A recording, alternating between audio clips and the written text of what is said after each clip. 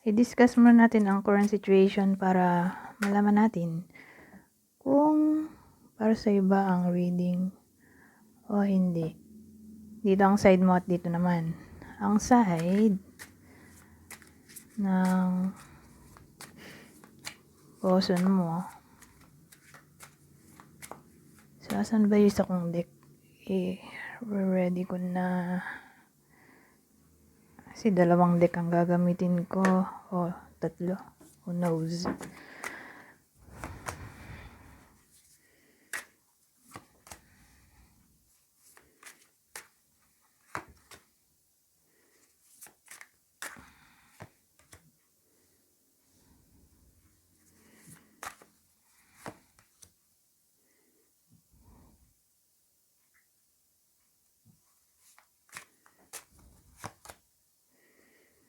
Okay lang, dating dito kayo pa rin.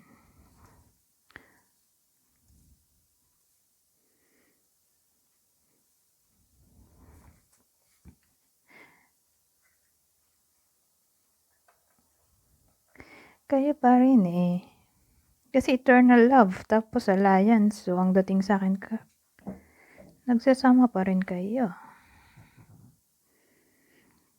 Pero ano to? Mukhang may sakit kaya ata nowadays.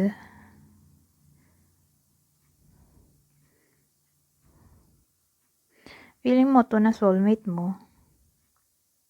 Composer mo. At okay to. Kaya lang may withdrawal tayo dito. Ano yan?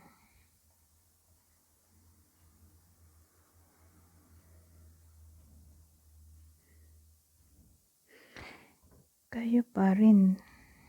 Pero may withdrawal.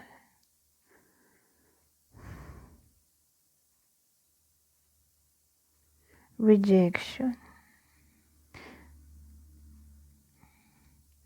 Ano tong ayaw mo sa kanya?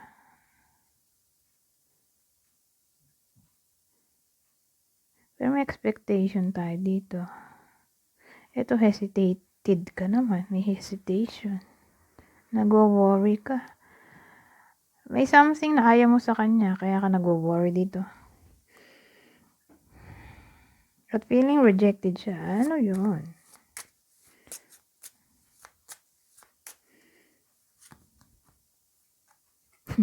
Lalaki, ano to?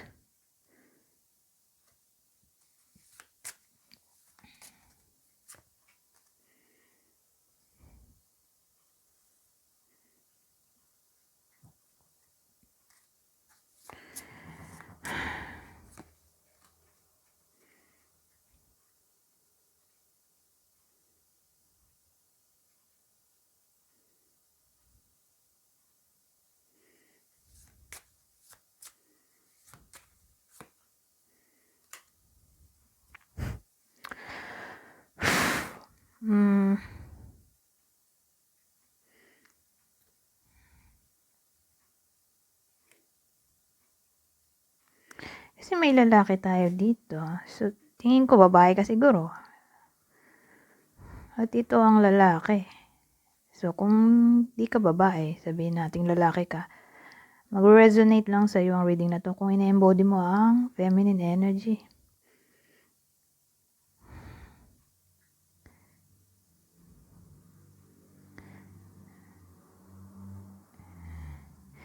Kasi ang dating feeling niya, hindi mo siya tanggap sa pagiging siya. Hindi mo tanggap yung pagkataon niya. Kaya feeling rejected siya dito. Pagkatao o sabihin natin personality o way ng pagmamahal o pag-show ng pagmamahal. Kasi parang ang tingin niya, bungangera ka, nagger, yun na nga pala yun, bungangera.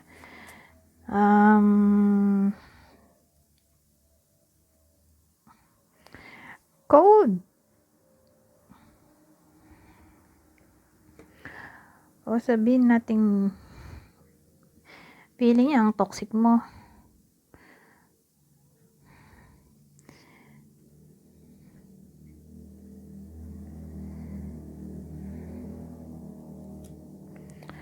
Ewan ko, ang dating kasi sa side mo, yung hesitation dito, hindi ka sure kung mahal ka ba niya. Lagi kang nagdududa.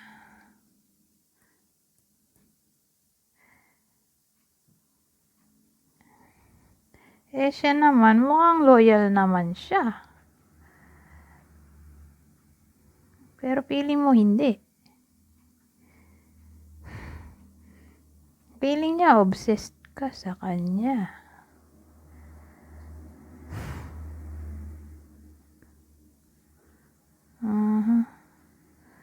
O masyado kang controlling. So yan ang reason bakit may withdrawal tayo dito. Feeling rejected. Kasi nga, ang dating dito, wala kang tiwala sa kanya. Kasi may ano tayo dito, hesitation. Nag-aalinlangan ka kung pagkakatiwalaan mo yung person mo. Para bang nawala yung, may something na nawala sa'yo. Siguro yung trust. So, more like, may trust issues ka siguro.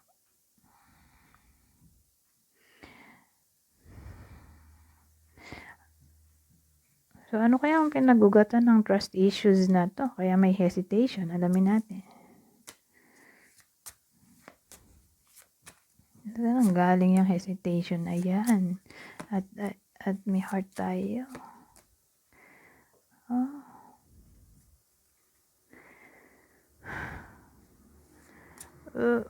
Well, yung trust issues ay nagmula sa stress. At ang stress ay may kinalaman sa relationship. Kasi couple din to. Couple, tapos may heart tayo doon. May letter. Well, nagkaroon siguro siya ng iba. Natuklasan mo through social media o sa text o sa chat, message. So, ewan ko kung sino makaka-relate dito, pero nag-cheat kasi yung person mo. Wala kang nang tiwala sa kanya kasi nga nahuli mo siya. Na may ka-text, ka-chat, ka-email.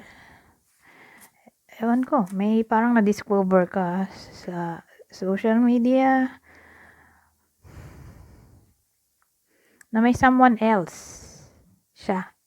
Na para bang pinagsilosan mo dito. Kaya yan, wala ka ng tiwala sa kanya. Nasira na yung tiwala mo.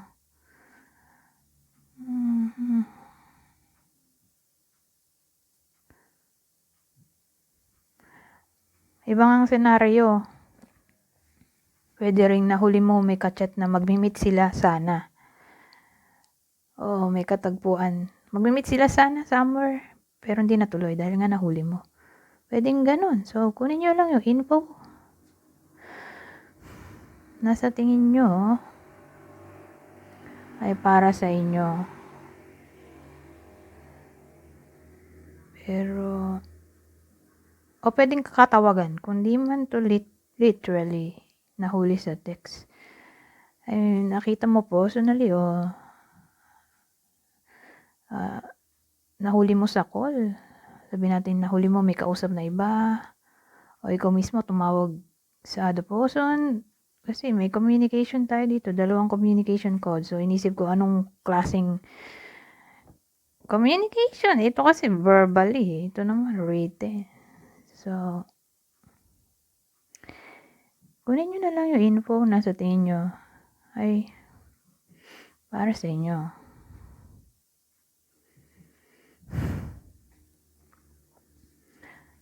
So, pwede rin nahuli mo may kausap na iba, o personally, may kausap na iba, o may katagpo sa ibang lugar.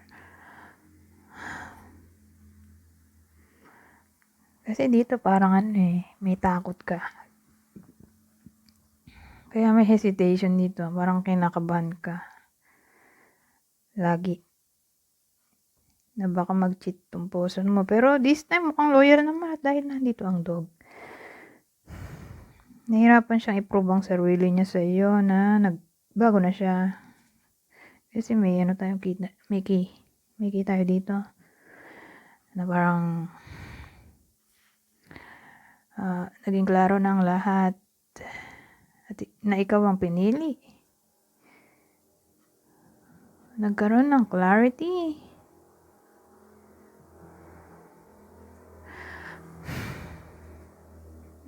Sabihin natin revelation. Na-reveal na sa kanya na ikaw ang piliin. Na ikaw ang better choice o beta choice. So, gamit tayo ng iba pang deck. Ano kaya maganda? Magandang deck dito. Ito.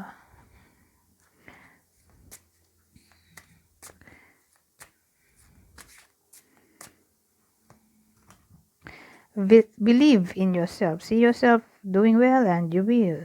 Maniwala ka raw sa sarili mo. Think positive. Yun na rin yun eh. You'll know in the morning. When you wake up, you'll have a better idea about what to do. Relax until then.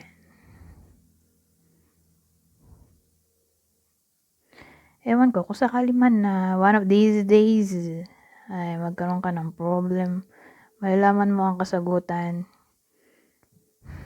kapag nakatulog ka na. Ganun ang dating. O sa susunod na umaga, in the morning you'll know in the morning. Either matulog ka muna, tapos kinabukasan, pag nagising ka na, malalaman mo na ang sagot. May something na parang magiging daan para malaman mo ang kasagutan. O sa mismong umaga, who knows, ay malalaman mo ang sagot sa mga katanungan mo sa isip. O sakali man. Na, yun nga, mang problema ka. At di mo alam ang sagot. Love from your parents. No matter what, your mother and father love you as much as they can. O love your parents daw. Pay attention sa parents.